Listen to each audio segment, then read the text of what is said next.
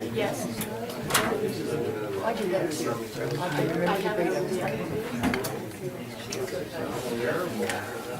And there was a guy who was just putting his through a license. And I was acting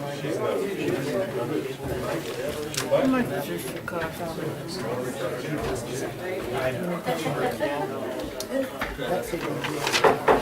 Okay, we're going to move on. We're going to go to item H1. John, you want to take care of your business? We're going to take up item H1, county jail.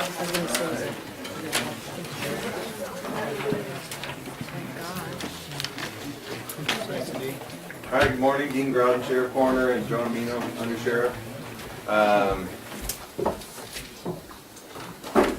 So the history, we all know a couple of years ago, what we called the CCF, Community Correctional Facility, shut down. It was a contract facility that we operated in partnership with CDCR. Since that time, that facility has remained vacant. Recently, CDCR did approach us with some interest in potentially contracting it again. We know it's a critical issue for potentially the Sheriff's Office, but the county as a whole.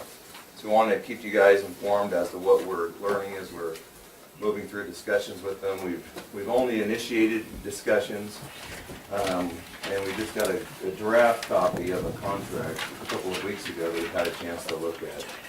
But again, we want to wanted just to inform you as to what some of our findings, some of our concerns, and some potential benefits if we do choose to move forward with them. Some of the issues that existed in the prior contract or started to be implemented in later revisions of the prior contract that we operated under could potentially affect, my ability to control the facility and your ability to your budgetary control over the facility. The CDCR started in contract language to assert themselves more and more in the daily operations and control of the facility.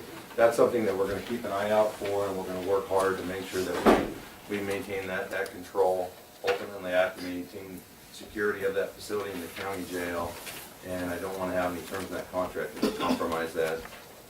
One of the other significant issues is medical staffing requirements. They require a nurse to be on staff 10 hours per day. Right now, the contract that we have includes medical sick call by Dr. Meadows' office or his staff, licensed staff, but we don't have any nursing available during the daytime. We've talked, the undersheriff spoke with public health. They're having a hard time recruiting nurses currently, and we described that further in the narrative that you have. But that's a concern for us, is how would we be able to recruit nurses and have them there, and that would be a requirement in the contract. We'd have to have them there every day. So it's probably not just one. Obviously, it wouldn't be one nurse. It would be a few nurses, at least two, and maybe more for days off, time off for sick, and so on. So that's a large commitment we would have to make. We'd have to find a way to provide those nurses. Now, we did ask, and again, we've had very informal conversations so far, but we did ask, since we have the two prisons here, would they be able to potentially provide nursing services, cover that 10 hours a day of nursing that's required, and they said that they could not. One other issue we have is when we operated the CCF before, the state inmates did all the work. They worked on the county cars and the motor pool, the kitchen, facility maintenance. We did operate outside work crews. But they basically did every job in the facility. And the one classroom or multi-purpose room we have available for programs was dedicated to state inmates. County inmates at that time had limited opportunities to participate in any kind of programming, learning any type of vocation. And if we enter into this contract with the state, we'd have to have jobs for the state inmates again, and it would make it difficult for us. Now it's been a benefit to us allowing local offenders to provide those services, learn some vocations and so on. My concern is, and especially now that we're getting longer term offenders in county jail, up to 3 to 4 years, if we don't have something for them to do, or we aren't helping them become better citizens, I think it could hurt us all, hurt our community and public safety. There are We're thinking about options there, though. You know, there may be some options for adding, you know, some modular classrooms within a fenced area outside the CCF to help with that and continue to make some space available. As far as jobs are concerned, one big benefit to the contract, the rough budget that we've put together, we've included 2 COs, 2 correctional officers to supervise inmate work crews. You know, those were a huge benefit to us before. You know, when we had those 2 inmate work crews working all around the county, you know, at the schools in the summertime or on vacation breaks, you know, the senior center, wherever it might be. I mean, they just did a huge amount of work in our community. So that is a big potential benefit that could come along with this. And we could think about other options we could do to try to allow our county inmates to still have some opportunities within the facility. It's just not gonna, the point is it's not gonna come easy. It's gonna take some work. But, so the contract, what they wanted initially, what they told us was $60 per inmate per day, but they wanted that on a per diem basis, so we'd only get paid, you know, the number of actual inmate days spent in our facility. So that, so if we went with a straight per diem contract, there would be no guaranteed flat rate.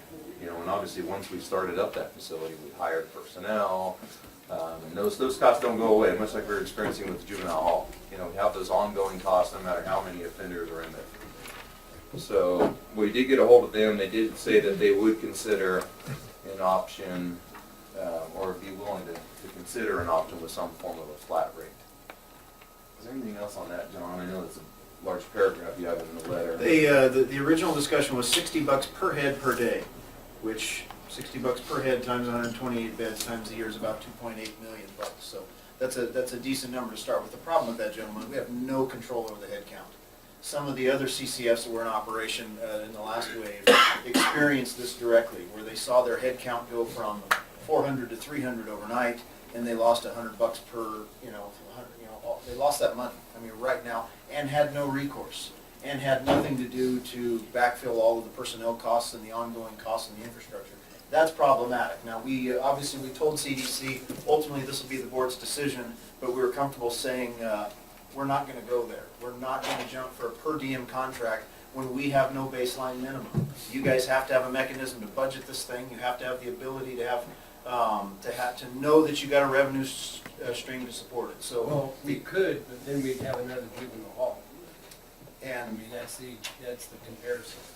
But that's exactly where we are with the juvenile hall, is that it's based on when we have people there, not, you know, and so the population fluctuates, but the costs remain consistent. So you wind up having to subsidize the operation. and this to the tune of about 2.8 million bucks, and not knowing where the funding comes from. So we told them, if this is going to go forward anywhere with any kind of a favorable recommendation to you from us, there has to be a flat rate. We have to have a guaranteed funding stream. So from there, like the sheriff said, they came back and said they were willing to consider some type of a modified per diem, and what we told them, it's got to be per bed per day, full or empty. If we're going to make the bed available for you, you have to pay us for it. That's the only way we can support the ongoing costs. So they have moved some there and said they're willing to have that discussion. And at the 2.8 million, that would basically provide for everything we've included in the preliminary budget and offset 400,000 in current costs covered by county general funds. The concern about that, we don't feel that that's enough still. We think we would have to, you know, they want a 5-year contract. We want to make sure that on the 5th year we're still in good shape fiscally. You know, we've got, obviously we've got collective bargaining with contracts coming up. The medical costs, you know, we put in the cost of a couple nurses, but I think we're going to have to do a more comprehensive medical, you know, refit our whole medical system for jail inmates, and we don't know what the cost of that's going to be. Some, you know, obviously there's some deferred maintenance in the jail. We've talked about some of those issues with taking care of the roof and some of those things already this year, but when we had the contract with the state before, we had a equipment depreciation fund. So some portion of the money they paid the county automatically went into this fund, and then that guaranteed we'd have money there in case we had some issues, some plant issues. And that's actually the money ultimately used for the roof. We used for, you know, like salad gates and in the boiler refit we're gonna do in the near future. So we'd wanna make sure there was enough money there. And when we talked before, we'd like to make sure that there's enough profit to where we could put some money away in a contingency fund for, what's gonna happen 5 years down the road when the contract goes away. Well, However. then if it does go away and you have the personnel costs, you have for a period of time after you lay everybody off, you have unemployment and all these other things, which we basically, on the last one, we basically had to absorb because that was never built into any contract, because back in 1990, when the first 10-year contract was put together, no one was thinking about that someday we would be closing a mothballing facility and we'd be laying off, 25, people, or whatever it was we laid off. I agree, and that's the exact reason why we'd like to have some kind of contingency for that purpose, so if the facility does close, we don't have to eat those costs again. Dean, Yes. with that control room in the shape it's in, how does that enter into the picture as far as officer safety and Well, the control room, as far as officer safety goes, that's a tough one. As long as it's operational, it's not an issue. The hard part, as soon as it goes down, it becomes an officer safety issue. right? And an issue for, right now we have a lot of inmates in segregated housing. And so their way, or their means to contact us if they're in distress or something bad is occurring is by way of that control system, the intercoms, and if the control system goes, it's not like we can put all inmates out where we can see and talk to them at all times. That's impossible. So anyway, that is an issue, and it's an issue for another reason. Right now, the way the current configuration requires two 24-hour-a-day, 7 days a week manned posts. So we had one in the central control room that's currently manned, and then we had a person dedicated to the CCF control room at a second control board there. And, it's completely unnecessary, and we could cut out that one person by making one control room that controls both, all of those doors, especially with the cameras and everything else we have now. So that's one of the issues, our staffing plan, we're trying to build one without having to put that person in there 24 hours a day. So that control board system, John included some language in that narrative about it, but it's, we are working with Mendocino County is right ahead of the curve on us. It's very technical. They've gone out to a firm that's helping build the RFP, and we're sort of trying to follow along with them, looking at what they've produced. And we've initiated discussions with our IT department, but it's not like it's an easy project. Developing the scope of work to go out to bid is very complicated, much more than we anticipated when we first started looking at it. So that's why we're trying to follow behind Mendocino, and hopefully we can build something within the next few months and bring it forward to you guys. But the control panels, that is an issue also. And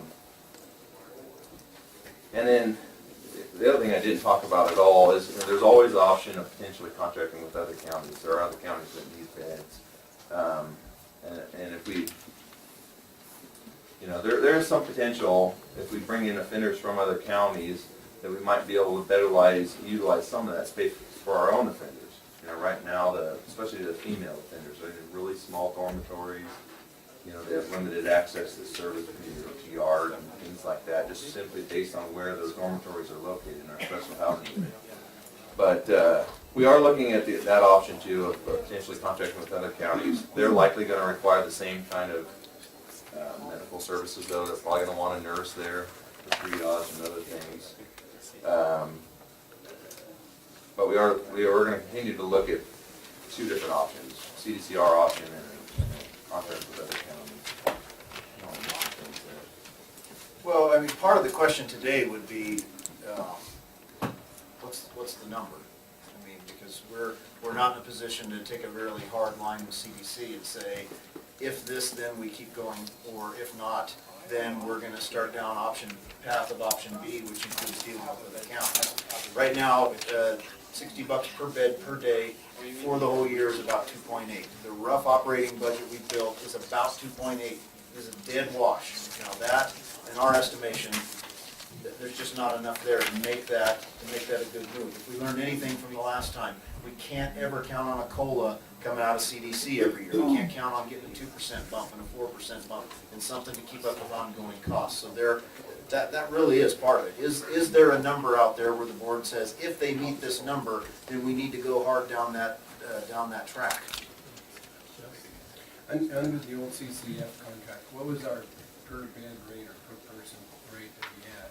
It was not $60, it was less It than was that. way less. Yeah, it was like 30-some or. Yeah, 34, I think, near the end. But part of that, what we're trying to do is, Thanks. we went well above, part of the reason we were able to get more money over time, they kept forcing us basically to add more beds. So I don't know what the CCF started at, but we just kept adding beds over time I to the think point. it started around 125 and you're up over 150. But it's interesting, I Oh, don't you're know if 100. you caught the news report this morning. I can't remember if it was on the radio, TV, or I was reading it online, but one of the various news things, but with the courts giving the governor a 2-year extension on, coming in compliance with the occupancy rate, I guess, till February of 2016, so he's given them 2 full years to work out. Well, in the story, what was delineated was, they're still shipping 8,900 inmates out of state lockup somewhere else.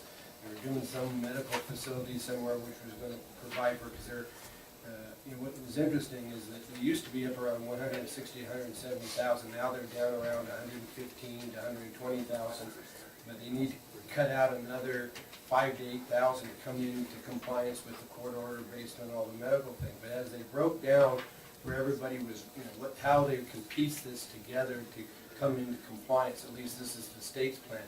One of the very last pieces they talked about was the fact that there was going to be 350 inmates that were going to be sequestered or embedded in like a jail operation.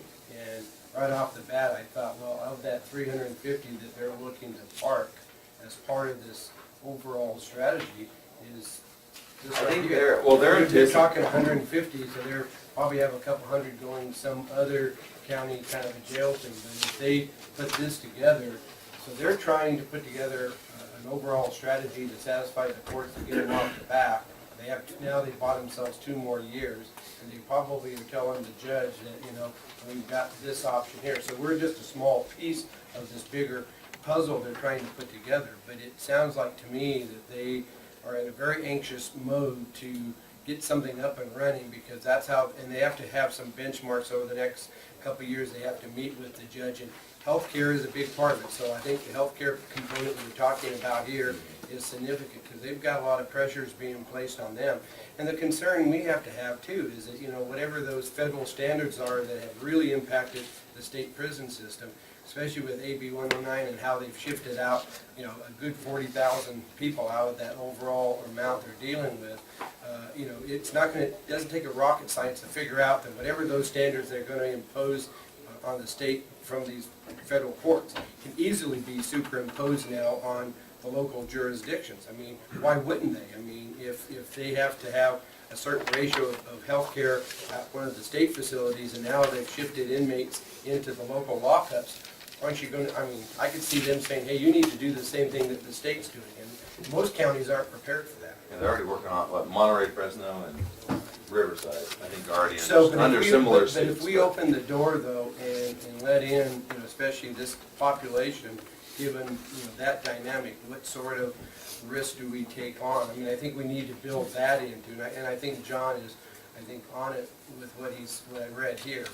But I think that's going to be a real thing, and they're going to be anxious to get something up and running within the next year to 2 years because of the commitments they've made with the courts, and they can't appeal any of their current mandates on them to a higher level. The judge gave them time, but find that, I think it was, I'm not sure where the story, I'll try to locate it for you, because it was very definitive, very detailed. They're highly motivated to enter in this contract with us. I actually saw the Secretary of Corrections last week, and he'd come up and visited our CCF a few months ago, and he wants to see it happen. Yeah, sounds like it. He said if we run into roadblocks, that he'll do what he can to help us out.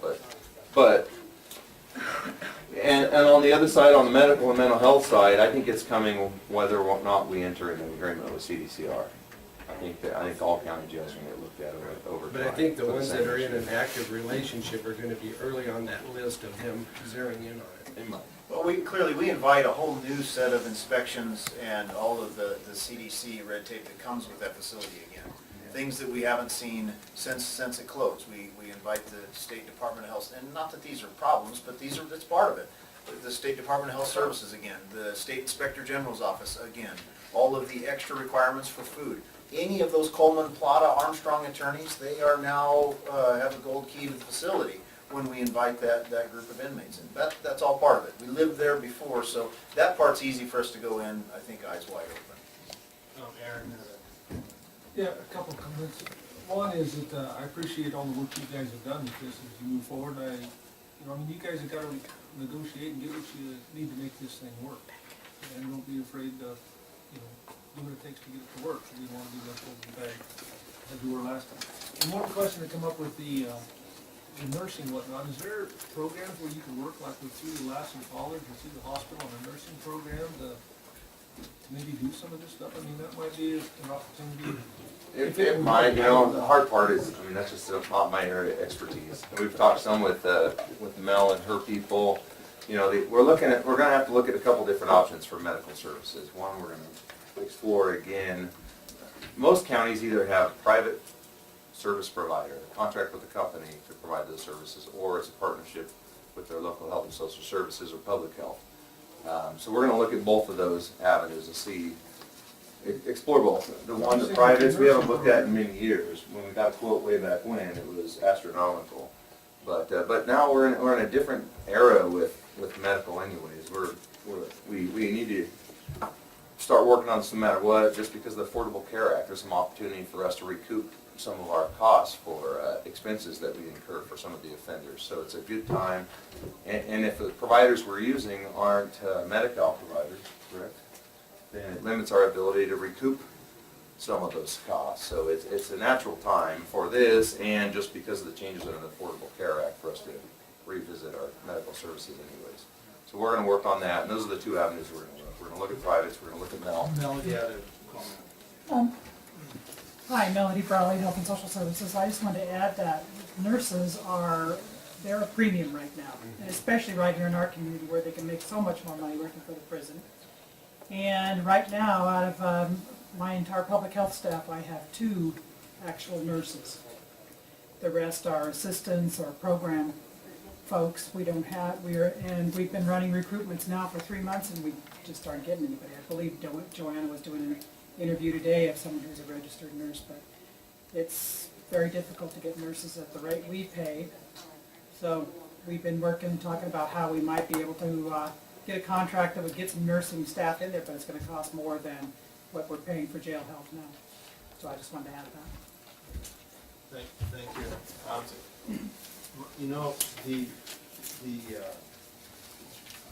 The item basically asked for us to hear from you and give some input back. And I think that my input, first thing would be that, well, for one, like you said, there's an opportunity to erase a $400,000 hit on our general fund, which we're using now.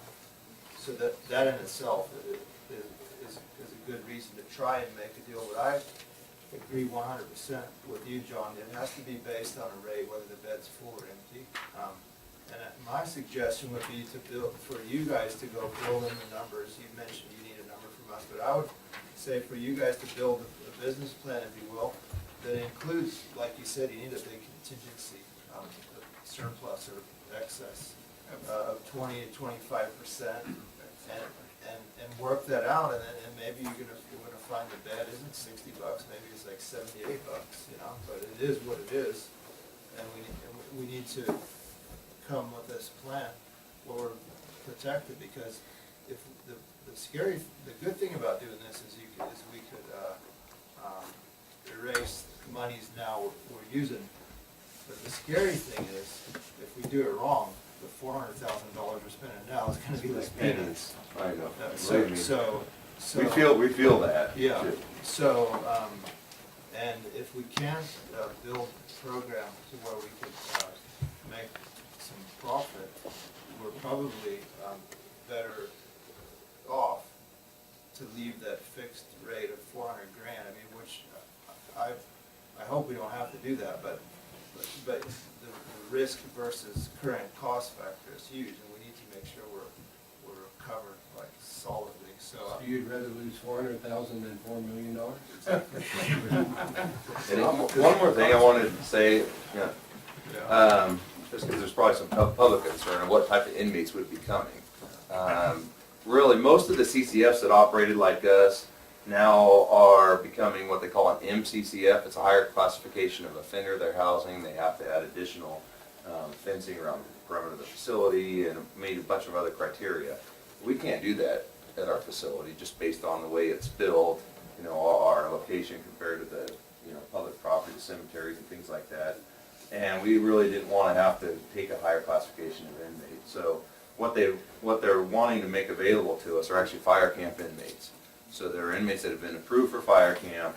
They're sitting in a reception center right now waiting for a bed in fire camp. So they come to our facility while they're waiting to go out to camp.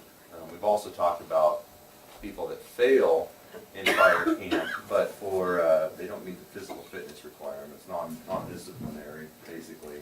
But we'll see. I mean, obviously, we've had just initial discussions, but I do appreciate them at least leaning that way on making those types of inmates available for us, because that is about the only type of inmate that we could house or that we would probably want in our facility. So, But so is it safe to say that we'd like, Sean and Dean to come back and come with some figures? This is a work in progress. I was gonna have several meetings, but I think that at the next meeting, that's where we should have try and come up with some numbers, what that per bed cost would be, and then we take it from there. We've penciled some of those, Larry. We met with Mr. Egan preliminarily. We just didn't want to get Right. miles down the No, track exactly, yeah. before we came and touched in with the board and talked about what this looks like. And again, there's some logistical hurdles in here right now that are a problem. Yeah. There's some things. CDC's not going to have the final say on who the sheriff gets to hire. CDC's not going to have the final say on how you get to budget that money. Yeah. There's some things in there that are pretty rigid. There's everywhere from very minor hurdles to straight up deal breakers in the draft contract as we stand here. So there's a lot of work to be done. And then the medical is a piece that is going to need a good deal of attention. But then again, the finance piece, we wanted to be able to say, this is kind of how it looks now. There is some offsets built in, which would be good, but we think, like you, we think that needs to be a bigger number. We now know, startup costs are a part of any contract, but shutdown costs, like you talked about, Jim, those were things that nobody could have predicted before that we can now. We know that we got to have some unemployment money laying there just in case this thing shuts down. We know we have to have some facilities maintenance money there, so there's some money that needs to be part of it. And we want to be here to daylight it and make sure we're out with the board, with the public, so. And I think the next time, each time we have these conversations, I'd like to start it at like the 1 o'clock, type in the afternoon, where we at least allow a full hour. Yeah. Because it deserves, a long time. We can't, it's not something we should quickly try and get through in 20 minutes while we're all together, so. and the other reason we wanted to bring this up is there's lots of rumors saying, hey, CCF's reopening, even CDCR has even started recruiting for a correctional counselor to work in our facility. So it's, we want the community to know that, hey, we're working on it, but there are some hurdles and we've got a lot of work to do to get there. Given their revenue situation right now, I mean, they just reported their January receipts were far exceeded their expectation, and supposedly they've got, extra billions here and there. Just tell them, show me the money, and you can recruit all you want for all the counselors you want. So, that's what it comes down to is, obviously they're gonna try to cut the best deal for them, but we need to cut the best deal for us too. So you've got the facility, they got the need, so let's see how it works out. But I don't think we should give it to them for at loss. Right. I think, we have pretty good. Yeah, exactly, this is great. They need you more than we need them. I think so. Have you contacted the state prisons to share their medical facilities as such? I mean, I'm sure you have. That's what comes to my mind immediately is, the nursing program at Lassen College isn't going to support something like that. The liability issues alone for you guys would kill anything like that. After we talked to, we started with Joanna Zimmerman to talk about public health nurses through public health and how viable might that be. she talked about how difficult, the difficulties they're having recruiting there, and thinks that that would be a tough option.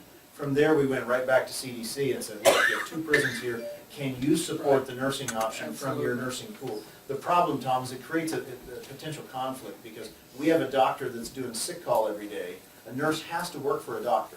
So now they have a nurse that's treating the same inmates, but is reporting to a different doctor, so you almost have 2 different. Tell them to send a doctor with it, with them. And what there, no matter what, there will be, if we move forward with the contract, there will be